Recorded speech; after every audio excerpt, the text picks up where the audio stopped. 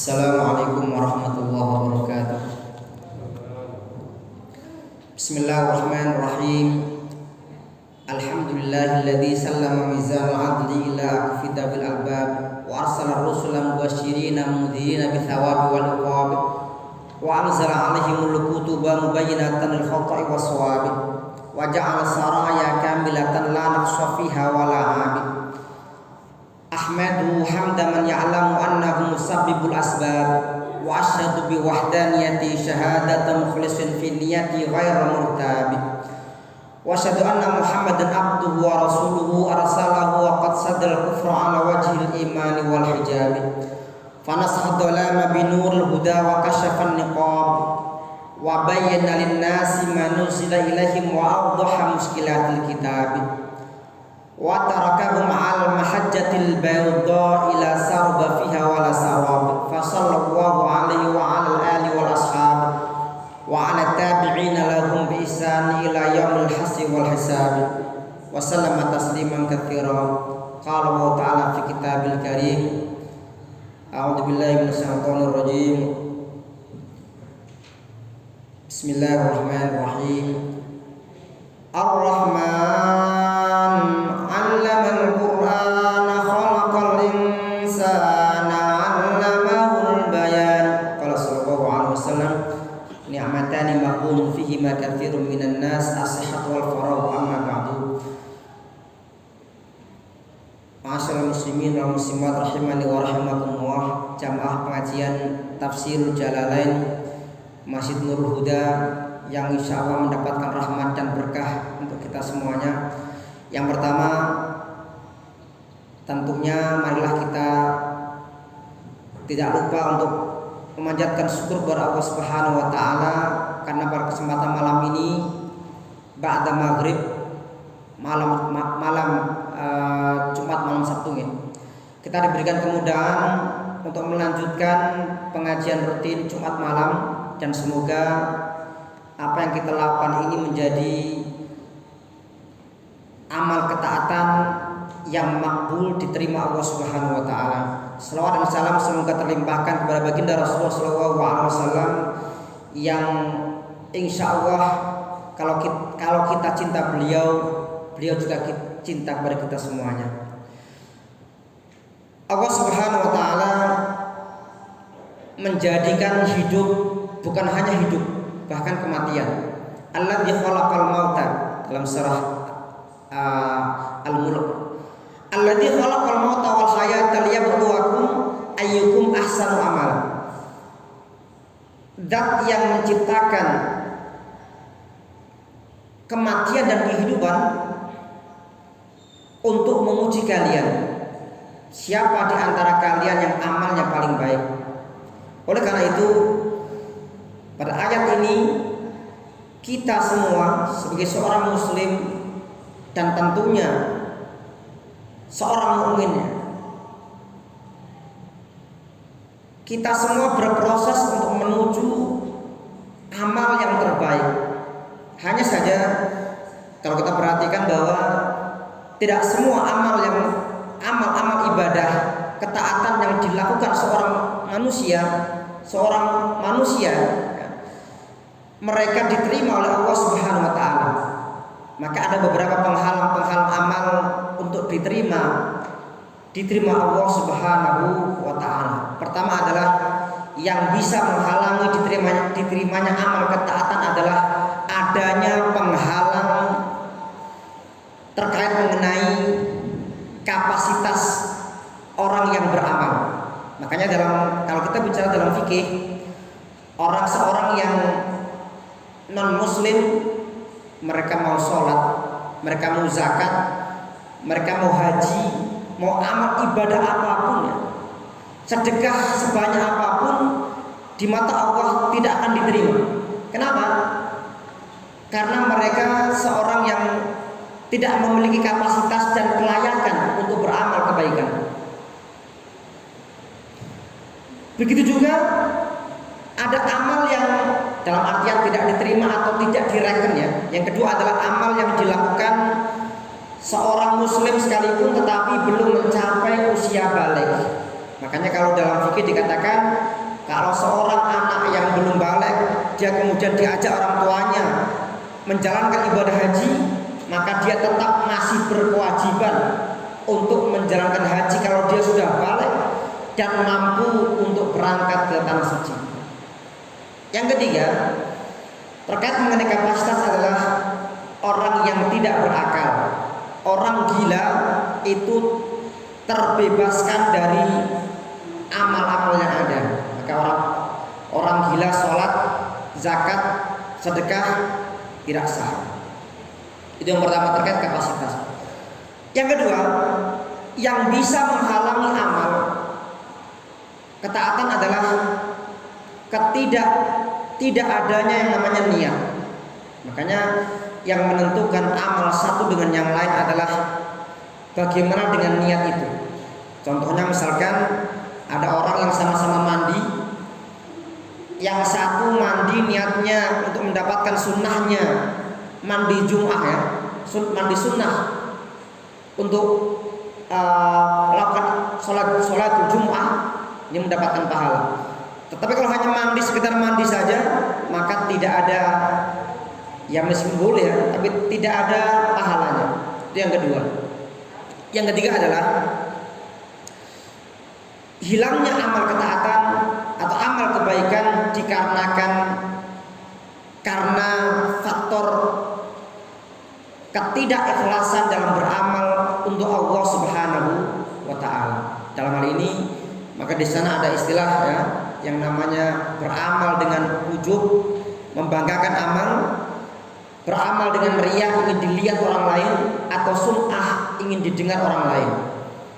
Oleh karena itu pada kesempatan malam ini di edisi yang ke-49 kita akan masuk ayat ke-264 dari suratul Baqarah. Kita akan melanjutkan pembahasan mengenai beberapa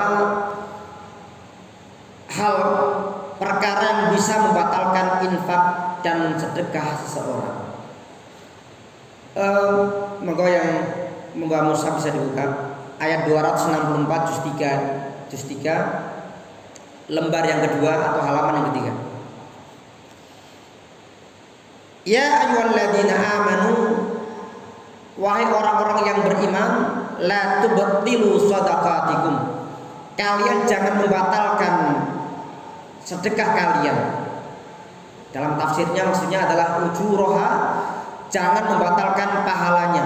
Artinya sudah habis banyak uang kemudian sia-sia karena ada kesalahan trouble dalam amal itu. Nah, hilangnya amal itu karena dua perkara, bil manni wal adha. Bil manni dengan, kalau dalam bahasa Jawa, mundat-mundat atau dengan menyebut-nyebut amal ya. Wal adha, dan menyakiti orang yang menerima. Contohnya misalkan ada seorang pengemis ya, dia minta uang, atau orang yang sering kita beri ya, dan kita sering beri, kita kemudian menyampaikan kalimat yang menyakitkan.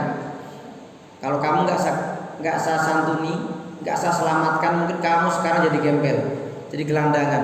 Kamu harus bersyukur. Ini bahasa sangat menyakitkan.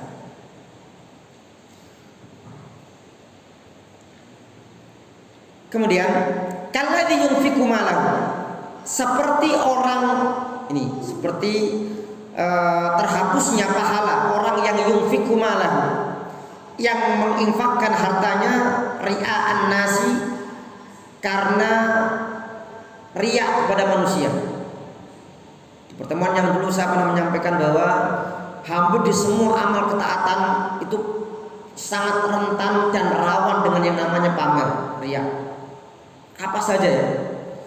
Orang sedang tilawatul Quran, kemudian direkam di video, kemudian dia kemudian merasa bangga, merasa paling baik bacaannya dan seterusnya. Difoto, ditampilkan di media sosial. Orang sedang memberikan sedekah, padahal cuma 10.000, foto ya, memberi sayang kepada anak yatim misalkan. Sedang menjalani ibadah manasik umroh atau haji, karena sampai orang gak fokus ibadah ya, karena kemana-mana nyuri. Ternyata ada kisahnya, ada seorang yang melakukan umroh itu dia cerita, saya tuh bisa ambil foto. Padahal sebenarnya kalau di sana itu menurut askar bagian penjaga keamanan di Saudi tidak boleh seorang pun mengambil gambar, itu larangan. Tetapi orang-orang Indonesia ini mungkin kan karena kultur kita ini sering membuat gambarnya golek celah-celah itu masih bisa juga foto itu. Satu heran, orang Indonesia di mana-mana tuh bisa nyari ini, narik kesempatan dalam kesempitan.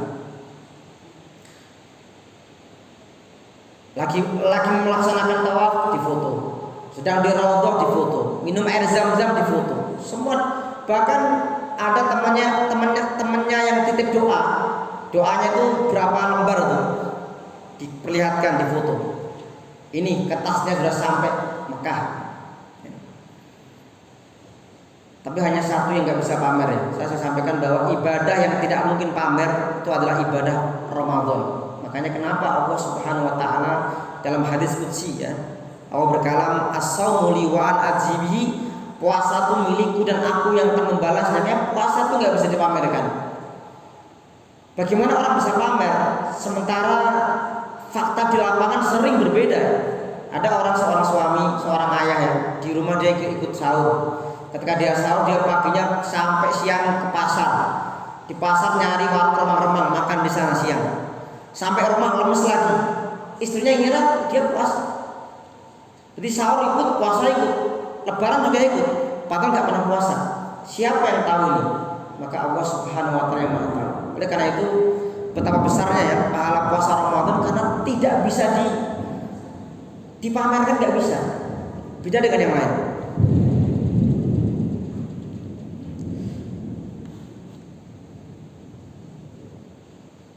Kalladzi yunfiqu malahu ria'an nasi wa la yu'minu billahi wal yaumil akhir. Jadi yang membatalkan pahalanya sedekah adalah pertama orang yang menginfakkan hartanya karena pamer, dan ada tambahnya wala yu'minu billahi wal yaumil akhir, dan tidak beriman kepada Allah dan hari akhir. Dalam tafsirnya yang seperti ini adalah orang-orang munafik, wahwal munafik. Di zaman Rasulullah SAW orang munafik itu punya dua karakter dalam beramal. Pertama, kalau mereka sholatnya malas-malasan. Kalau mereka berzakat, berinfak, mereka berzakatnya karena terpaksa, tidak ikhlas. Maka sama di sini wawal munafik. Semestinya seorang muslim, seorang mukmin ketika mereka beramal, berinfak, bersedekah, jangan seperti orang munafik yang mereka pamer. Dan tentunya mestinya seorang muslim dan mukmin tahu bagaimana amal yang terbaik semestinya.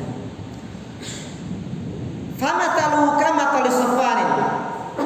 Contoh seperti itu, artinya terhapusnya amal kebaikan sedekah tadi seperti kamathali safarin, seperti batu yang licin. Tafsirnya hajarin amlas. Batu yang licin, alaihi turabun, di atasnya ada debu. Fa asabahu wabilun. Tafsirnya wabil ini adalah matar syadid, hujan yang sangat deras. Debu yang berada di atas batu yang licin, datang hujan yang sangat deras sekali. Fatar tahu solda, maka kemudian batu itu kembali menjadi licin. Artinya nggak ada bekas sama sekali ya. Sama seperti orang-orang kafir ya. Orang-orang kafir mereka menginfakkan hartanya untuk menghalang-halangi jalan Allah, dan pada akhirnya mereka akan fasayunfikunaha tsumma takunu alaihim hasratan tsumma yughlabun. Mereka akan menginfakkan hartanya dan mereka akan menyesal ya, dan mereka akan dimasukkan ke neraka jahanam. Dari orang-orang apa? Orang-orang kafir. La yaqdiruna ala syai'in mimma kasabu. Mereka tidak bisa mendapatkan pahala dari amal yang mereka perbuat. Wallahu la yahdil qaumal kafirin, dan Allah tidak akan memberikan petunjuk kepada orang-orang kafir. Ini ayat 264. Ini bicara tentang terhapusnya amal atau amal yang sia-sia. Ini permisalan contoh dari sedekahnya orang-orang munafik ya. Dan tentunya di akhir ayat ada kalimat Allah tidak memberikan petunjuk kepada orang kafir. Sebenarnya ini untuk ayat orang kafir atau orang munafik sebenarnya sama saja. Pertama, dalam Al-Quran surat An-Nisa dikatakan Innallaha jami'ul munafiqina wal kafirina fi jahannam jami'a. Allah akan mengumpulkan orang munafik dan orang kafir di neraka jahanam semuanya. Jadi orang-orang kafir sama orang munafik itu sunnatullah ya. Mereka di dunia berkoalisi sampai nanti di neraka jahanam mereka masih berkoalisi. Ini orang-orang kafir, orang munafik. Yang pertama. Yang kedua, sebenarnya orang-orang munafik itu mereka juga orang-orang kafir. Bedanya kalau orang kafir itu mereka menampakkan kekufurannya, kalau orang munafik mereka menyembunyikan kekufurannya. Tapi sama sebenarnya, hatinya sama-sama tidak beriman kepada Allah dan kepada hari akhir. Ayat 265 ini ayat yang berbicara mengenai contoh sedekah yang diterima Allah Subhanahu wa taala. Wa matalul ladzina yunfiquna amwalahum, dan contoh orang-orang yang mereka menginfakkan harta mereka ibtigha'a mardatillah, karena mengharapkan ridha Allah Subhanahu wa taala, wa tathbitan min anfusihim, dan untuk mengokohkan jiwa mereka. Ini maksudnya mengokohkan ini dalam tafsirnya tahqiqan litsawabi alaih. Mereka menguatkan, mewujudkan pahala untuk mereka. Kana kalijannah, seperti kebun birabwatin yang ada di dataran tinggi. Asabaha wabil, kemudian datanglah hujan yang sangat lebat ya. Fa'atat ukulaha bi'afain, sehingga ia tumbuh 2 kali lipat, berbuah 2 kali lipat. Artinya setiap sedekah yang dilandasi karena Allah maka akan tumbuh terus ya. Bagaimana kebun yang di atas dataran tinggi terkena air hujan dan terus dia akan tumbuh. Kalaupun tidak ada air hujan, fa'illam yusibha wabilun, seandainya tidak tertimpa air hujan, fatallun, maka hujan rintik-rintik pun itu sudah mencukupi. Artinya jangankan hujan yang lebat, hujan yang kecil itu sudah bisa menyuburkan tanah yang baik, kebun yang baik. Demikian juga seorang yang berinfak dengan ikhlas itu seperti itu ya, sehingga begitu mudah sekali untuk tumbuh dan tumbuh. Allahu bima ta'maluna basir, Allah dengan apa yang kalian ketahui basirun, Allah maha mengetahui. Maksudnya adalah Allah maha mengetahui apa yang kalian lakukan dan Allah akan memberikan balasan kepada kalian semuanya. Yang terakhir ayat 266, ayawat ahadukum, adakah salah seorang kalian senang antakuna lahu jannah, umpamanya dia punya kebun min nakhili wa anab, kebun dari kurma dan anggur. Memang kalau kita membaca Al-Qur'anul Karim ya, karena Al-Quran turunnya di Arab ya, tentu dalam membahasakan bahasa itu menyesuaikan kultur Arab. Contohnya misalkan orang-orang Arab itu kan sering berdagang ya. Mereka ada namanya perjalanan musim panas, musim dingin ke Syria, ke Yaman. Maka Quran membahasakan dengan bahasa perdagangan. Fama rabihat tijaratuhum wa ma kanu muhtadin. Perdagangan mereka tidak beruntung dan mereka bukanlah orang yang mendapatkan petunjuk. Sama di sini ketika membahasakan tentang kebun, karena di Arab tuh yang ada rata-rata ya kalau enggak delima, kemudian kurma, anggur, yang kurang lebih seperti itu. Kurma, anggur, delima misalkan. Maka tidak ada kita baca dalam Arab misalkan buah yang ada di Indonesia ya. Tidak ada. Kenapa? Karena kultur Al-Quran turun di Arab, sehingga otomatis menyesuaikan saat itu.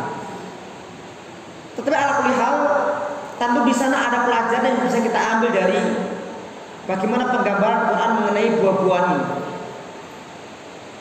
Apakah salah seorang kalian suka jika dia punya kebun yang isinya kurma dan anggur, tajri min tahtiyal anhar, yang mengalir di bawah kebun itu mengalir sungai-sungai? Luar biasanya.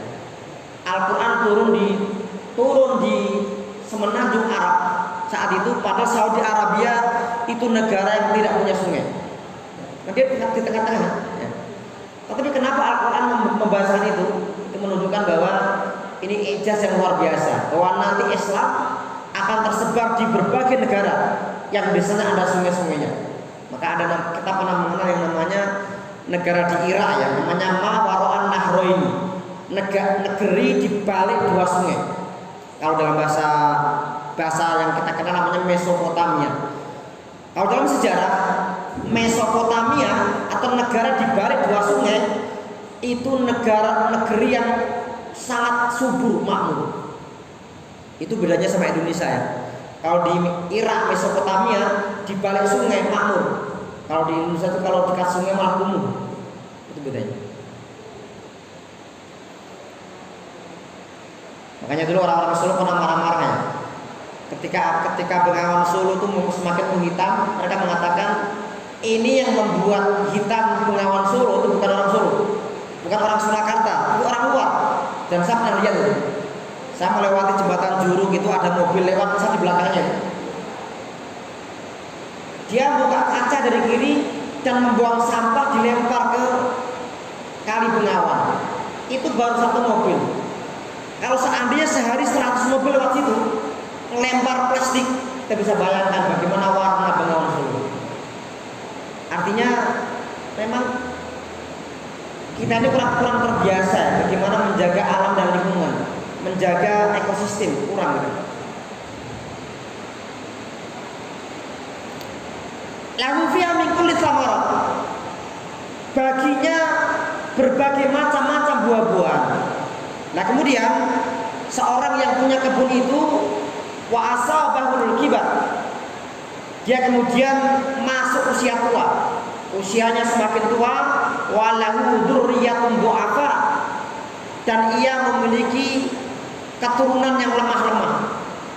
Keturunan itu lemah-lemah, masih anak-anak masih kecil, nggak mampu untuk mengurus, nggak mampu mengurus namanya kebun tadi. Fa asaba i'sar, maka datanglah i'sar, tafsirnya adalah rihun sadidah, angin yang sangat kencang. Fihi narun, yang mengandung api. Ini apa guys? Angin yang mengandung api. Kira-kira angin apa? Puting beliung atau apa? Fahtarqat, maka kebun itu terbakar. Ada sebuah riwayat ya. Jadi Abdullah ibnu Abbas, beliau memberikan sebuah tamsil atau ini bahasa simbol ya. Beliau mengatakan ayat ini itu bicara tentang seorang laki-laki, seorang yang melakukan amal ketaatan, kemudian setan datang kepadanya. Ini setan ini seperti aktif, seperti angin kencang dengan mengandung api tadi. Setan datang, kemudian seorang yang punya ketaatan tadi, dia beramal maksiat atau dosa, dan sehingga kemudian semua amal yang dia lakukan itu menjadi terhapuskan. Jadi tadi sudah kami sampaikan ya di awal tadi, yang menghapus dosa di antaranya adalah apa? Kekufuran, kemudian tidak niat, yang ketiga niat yang salah, yang keempat adalah ketika seorang beramal itu dia melakukan kemaksiatan, maka bisa jadi kemaksiatan itu akan menghapus amal-amal kebaikan, dan sebaliknya ya, amal maksiat itu bisa dihapus dengan amal-amal kebaikan, saling bertolak belakang. Kadzalika yubayyinu lakumul ayat, demikianlah Allah menjelaskan kepada kalian al-ayat, ayat-ayatnya, la'allakum tatafakkaruna, supaya kalian menjadi orang-orang yang berpikir. Demikian, semoga Allah Subhanahu wa taala memberikan pertolongan kita semuanya, kita diselamatkan dari segala dosa dan maksiat, Semoga kita semua dimudahkan beramal ketaatan dan tentunya bisa menjaga amal itu sampai menjadi amal yang diterima di sisi Allah Subhanahu wa taala. Jazakumullahu khairan katsira. Semoga kita diberikan kesempatan bertemu lagi di waktu yang akan datang. Aku qouli hadza astaghfirullah li wa lakum. Natu lakum salamah wat taufiq wal inayah war ridwan wal maghfirah. Wassalamualaikum warahmatullahi wabarakatuh.